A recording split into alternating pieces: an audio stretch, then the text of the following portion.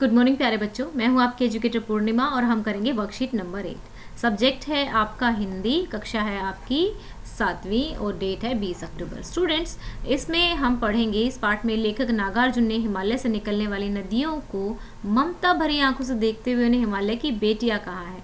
उनके बारे में कहते हैं, अब तक मैंने उन्हें दूर से देखा था, बड़ी गंभीर, शांत, अपने आप में खोई हुई लगती थी। संभ्रांत महिला की भांति वे प्रतीत होती थी। उनके प्रति मेरे दिल में आदर और श्रद्धा के भाव थे। माँ और दादी, मौसी, मामा, मामी की गोद की तरह उनकी धाराओं में डुबकियां लगाया करता था। परंतु इस बार जब मैं हिमालय के कंधे पर चढ़ा तो वे कुछ और रूप में सामने थी। मैं हैरान था कि दुबली पतली गंगा, यही यमुना, यही सतलुज समतल मैदान में उतरकर विशाल कैसे हो जाती है।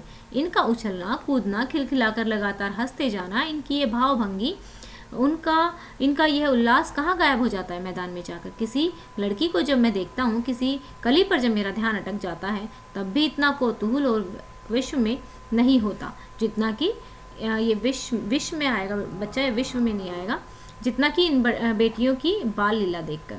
तो बच्चों चलो अब हम इसके क्वेश्चन आंसर्स करेंगे। तो यहाँ पे नदियों के बारे में कहा गया है, तो चलो इस गद्यांश को पढ़कर आपको क्या लगता है कि ये किसकी चर्चा हो रही है। इस गद्यांश में हिमालय से निकलने वाली नदियों की चर्चा हो रही है। इस गद्यांश में कौन कौन सी नदियों की बात कही गई है, ठीक है। इस गद्यांश में कौन कौन सी नदियों की बात कही गई है। इस गद्यांश में गंगा, यमुना, सतलुज नदी की बात की गई है। नदियों को माँ मानने की परंपरा हमारे यहाँ काफ़ी पुरानी है, लेकिन लेखक नागार्जुन उन्हें और किन किन रूपों में देखते हैं। लेखक नागार्जुन नदियों को माँ और दादी, मौसी और मामी की गोद के रूप में देखते हैं।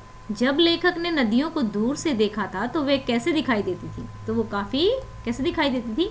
जब लेखक ने नदियों को दूर से देखा था तो वे बड़ी गंभीर, शांत और अपने आप में खोई हुई दिखाई देती थी। नदियों की सुरक्षा के लिए हमें क्या करना चाहिए, सोच कर लिखिए। तो बच्चों, जो हमारी नदियां हैं वो एक तरह से जो मैं आपको पहले भी बता चुकी हूँ, जो हमारा फ्रेश वाटर है, पीने योग्य जल, वो हमारी धरा पर, हमारी धरती पर बहुत कम है, ठीक है। वैसे तो पानी बहुत है लेकिन पीने योग्य बहुत कम है, अराउंड 2.97% ही है, ठीक है। कितना कम है, तो इसमें से बहुत सारा पानी जो होता है हमारी नदियों में होता है। कूड़ा करकट नदियों में हमें नहीं डालना चाहिए। पूजा पाठ आदि की सामग्री को बहुत से लोग नदियों में बहा देते हैं, नहीं बहाना चाहिए।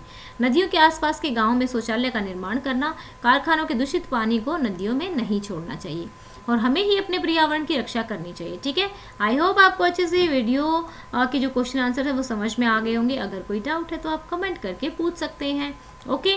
तो चलो बच्चों, अब हम कर लेते हैं अपना टारगेट सेट। वैसे आज टारगेट जो है थोड़े ही सेट कर पा रहे हैं, बट कोई बात नहीं। देखो ये हमारा टारगेट है 600 लाइक्स का हमारा टारगेट है, और दूसरा बड़े वाला टारगेट है कि आप हमें 100 के सब्सक्राइबर तक पहुंचना है इस महीने के अंत तक। अक्टूबर महीने के अंत तक, नवंबर में तो पहुंच ही जाएंगे, बट अक्टूबर तक हमें पहुंचना है। तो स्टूडेंट्स, हम आपको क्या करना है, आपको वीडियोस को शेयर करना है और चैनल को सब्सक्राइब करना है। Thank you, have a nice day, may God bless you.